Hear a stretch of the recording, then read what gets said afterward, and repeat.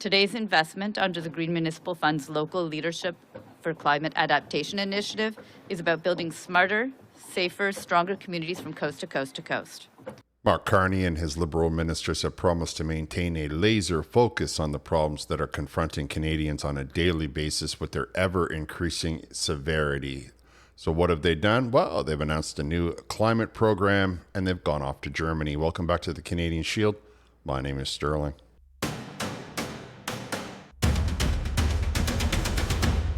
We have a few things to cover in this episode. We're going to be talking about a new environmental fund that the Liberals have put together and are handing out checks across the country. Mark Carney, who made the announcement on Friday that he was going to capitulate 100% to Donald Trump and that he was laser focused on the problems that Canadians are facing, has decided the first thing he should do is go to Europe, go to Ukraine, Germany, Poland, and other stops.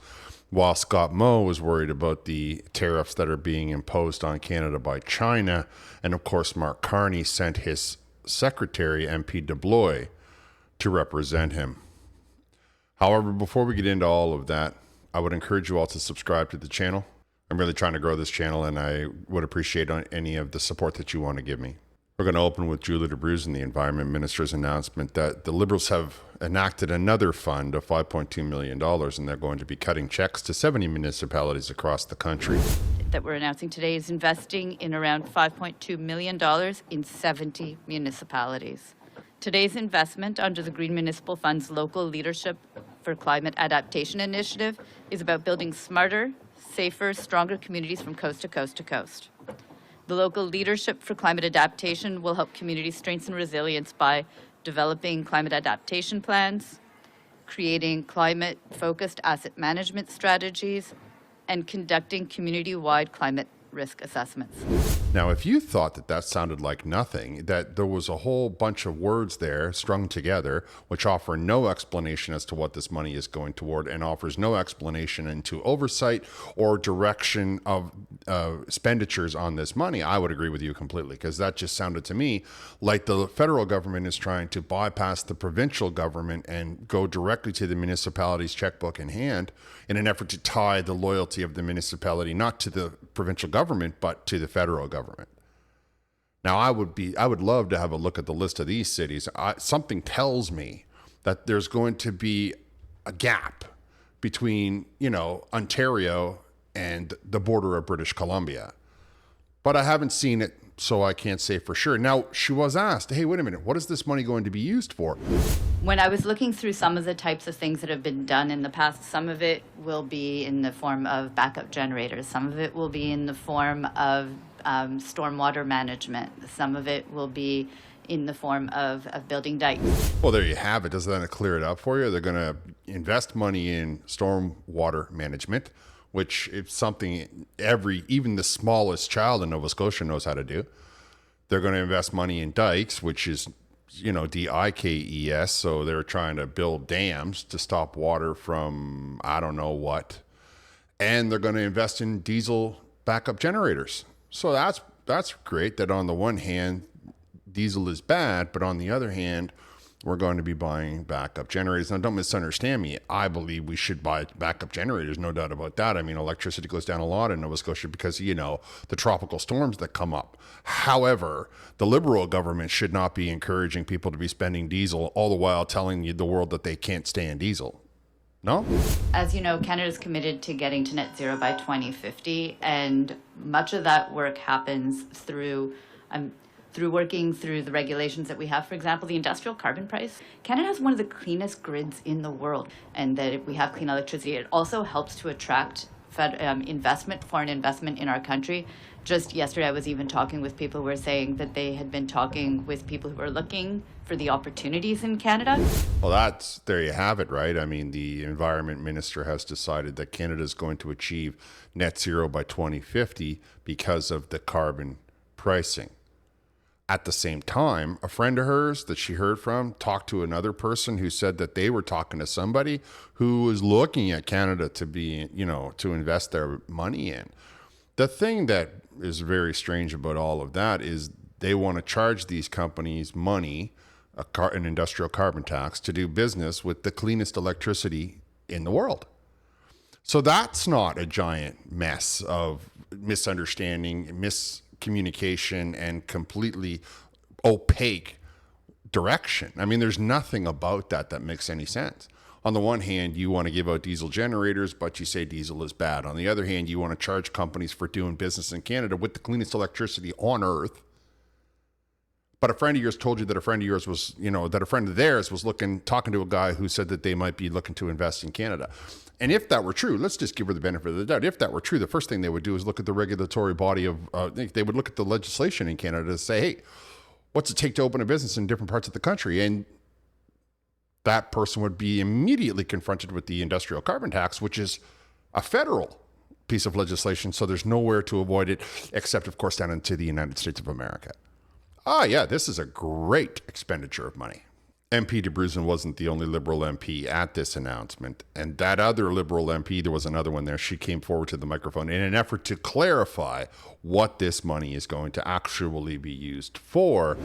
What an adaptation project here locally looks like that the municipality here in Halifax has been working on. And it's on Shore Road, just further down the harbour here. And they used some funding from, at the time, Infrastructure Canada. They have a natural infrastructure funding program that was very new, where it was incentivizing communities to look at natural solutions to climate impacts. And so Shore Road is eroding very quickly because of impacts. And so they are trying to simulate like a cobblestone beach and trying to do some public amenities and do it in a really natural way with these funds that are matched by the city to try and safeguard the road that the cars are using, also enhance kind of the shoreline and the coastline, and that work's been underway for a couple of years and isn't done yet. So, well, there you have it. Clearly, the MP was thinking her way through the answer when she referenced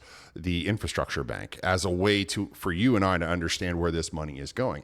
Now, I call it the infrastructure bank because she did, but most people are going to know it by its other name, the Green Slush Fund. So when you think about how the Liberals are utilizing this $5.2 million, what she wants you to do is associate it with the Green Slush Fund. Yeah, that's reassuring. Then she talks about a program that's been going on for a couple of years, stopping coastal erosion along Shore Road. Now, the thing about Shore Road is when you're on Shore Road, depending on which direction you're heading, you have on one side of you the Atlantic Ocean.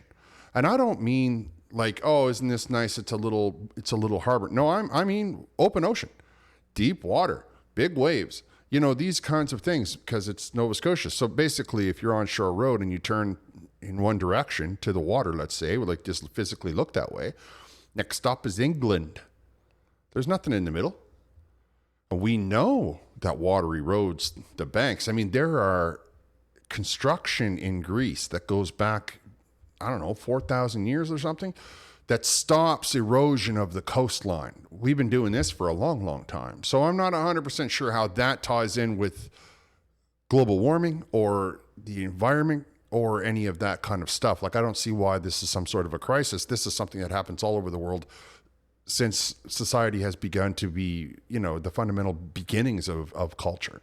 But the Liberal government seems to want to refer to the Green Slush Fund, and that's how they're maintaining laser focus on the problems that are confronting everyday Canadians. Oh yeah, I'm reassured. I'm sure you are as well.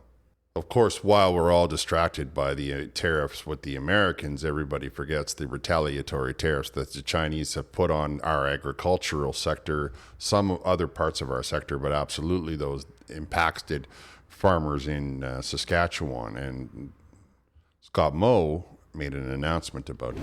It isn't going to be Premier Moe and President Xi that stand up and say, we've come to a trade deal here and everything is good moving forward.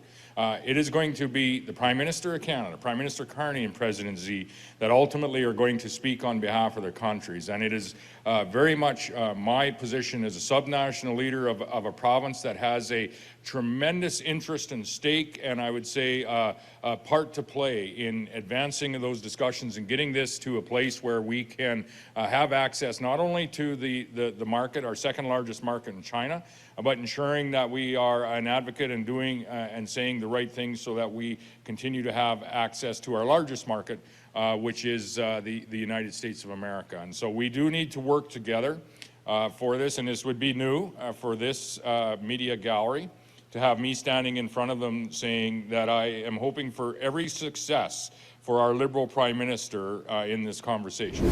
That was Premier Scott Moe, and the other person in that shot was MP DeBlois, a secretary of Mark Carney, who is an MP from Nova Scotia, but Mark Carney made him some sort of a secretary.